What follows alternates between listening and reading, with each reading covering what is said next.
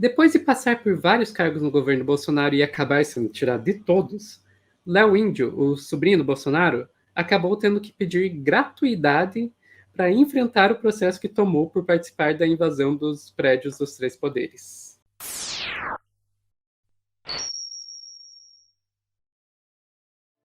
Tá.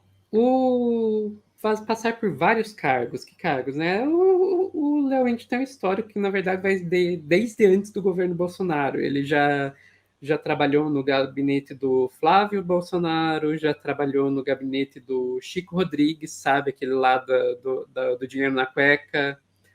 O Carlos Bolsonaro, que é bem amigo aí do Léo Índio, tentou arranjar um cargo para ele na Secretaria de Governo da Presidência, mas o Léo Índio acabou sendo barrado pelo Santo Cruz porque o currículo dele era muito ruim. Imagina você ser parente do presidente e mesmo assim conseguir ser barrado do cargo. Mas, enfim, no final das contas, ele acabou conseguindo um carguinho no Senado, mas acabou sendo derrubado aí por jornalistas chatos. Então, do sobrinho do presidente Jair Bolsonaro, o Léo Índio, é o Leonardo Rodrigues de Jesus, ele foi exonerado do cargo de assessor da liderança do PL, que é o partido do presidente Bolsonaro, lá no Senado nessa semana. E essa demissão aconteceu justamente porque a própria Juliana divulgou no último domingo que ele não aparecia no Senado. Juliana, no caso, a Juliana Dalpiva, jornalista. Nos horários de expediente, desde a primeira semana de março. Ele estava lotado nessa função desde dezembro de 2021, e aí não aparecia lá.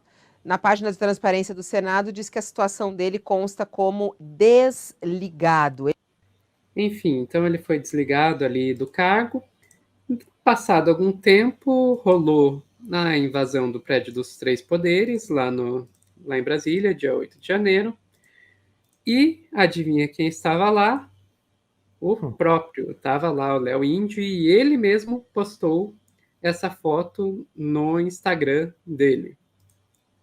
O que aconteceu? Um coletivo de advogados entrou com uma petição com um processo contra ele. E olha só que coisa, essa foto que ele postou não só serviu de prova, como o número de likes e comentários foi usado como prova. Os advogados disseram, olha, ele teve mais de 12 mil likes, teve mais de 2 mil comentários. Isso prova o quanto ele tem alcance, isso prova o quanto ele é influente. Mais razão ainda para ele ser processado. Mais uma vez, Tássio, a gente tem que criar um quadro aqui de não seja criminoso e blogueirinho, porque, assim, a quantidade de criminoso que está sendo pego por querer dar uma de blogueirinho ao mesmo tempo, tá longe, tá longe. Lembrando só lembrando que o MPF e outros órgãos estão recolhendo aí as pessoas que verem essas publicações, indicações, é só encaminhar. Eu acho que o pessoal já deve ter se tocado e está apagando, mas se alguém ainda tiver esse tipo de coisa postado, é só encaminhar para o MPF, que ajuda muito, hein? Aham, exatamente.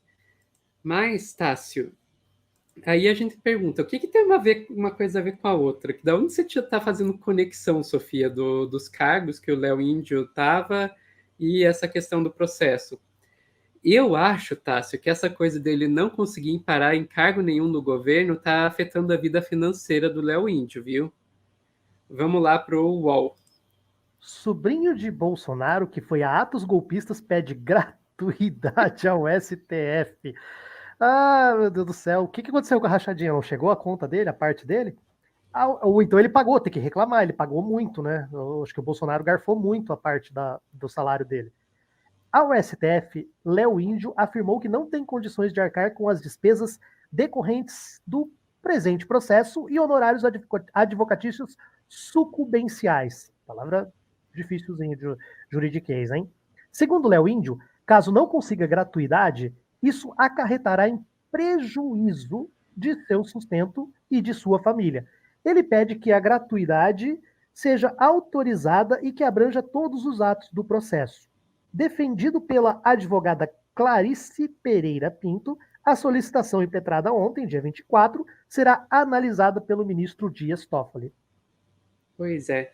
Me explica, Tássio, o que é essa tal gratuidade aí que ele está pedindo? Bom, todo mundo tem direito a uma ampla defesa e uma defesa técnica nos processos. E essa defesa técnica, ela é obrigatória e tem que se fazer por meio de advogado. Então, você precisa ter um advogado nos processos. Além disso, os processos, tanto civis quanto criminais, eles têm custas. Por exemplo, o oficial de justiça que vai intimar, uma perícia que vai ser feita, todas essas coisas você precisa ir pagando. Isso a gente chama de custas processuais. E quando você é condenado, né, entre duas ações, a pessoa que é condenada na ação, eu vou dar um exemplo bem simples. Eu entro com uma ação contra a Sofia por um contrato que ela, por exemplo, eu comprei um carro da Sofia e o carro veio com defeito. Aí eu entro com uma ação contra a Sofia. E aí, durante essa ação, a ação tem tem custo. Por exemplo, tem que pagar tanto no cartório para entrar com a ação.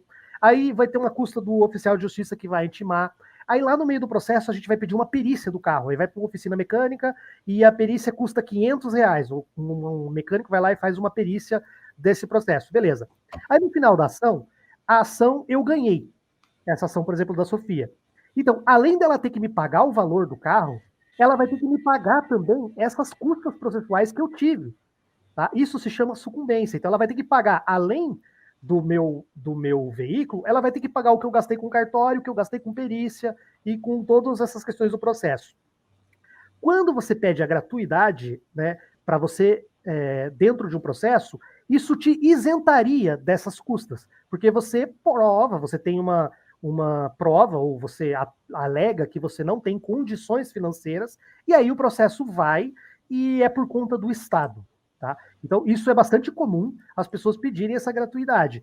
Mas, assim, tem sido cada vez mais comum as pessoas pedirem isso com um Instagram cheio de fotos em Paris. Tá? Isso é bastante comum.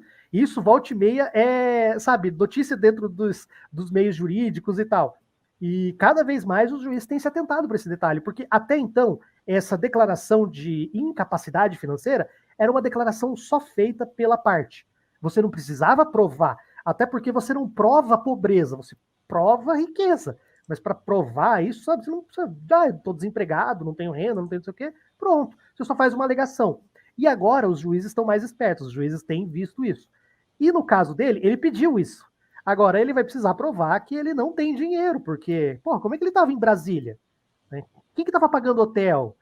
Né? Como que ele fez tudo isso? Então, assim, né? E as ações dele na rede social? E esses cargos públicos que ele teve?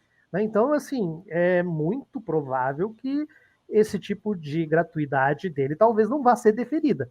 Mas isso também não significa nada demais, entendeu? É só uma questão de que ele vai ter que pagar as custas desse processo.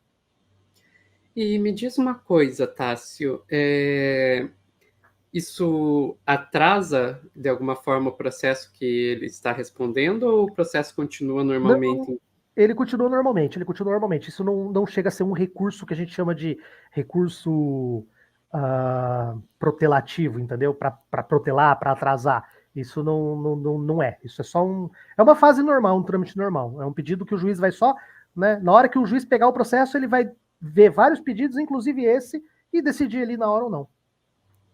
E por que isso foi direto para o STF?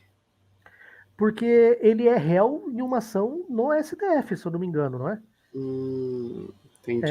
É onde ele está respondendo. Então, é lá no foro, né, no juízo, aonde ele está respondendo esse processo, que ele vai alegar isso. Por exemplo, um processo penal. Né, não sei se o dele provavelmente é penal. Tá? Ele vai ser condenado, mas isso teve perícia, teve custas. É muito comum, por exemplo, em tribunal do júri, que você tem uma audiência, que você tem jurados, você tem testemunhas, tudo, e às vezes essa audiência dura o dia inteiro. Então, você tem que servir almoço, café da tarde, café da manhã.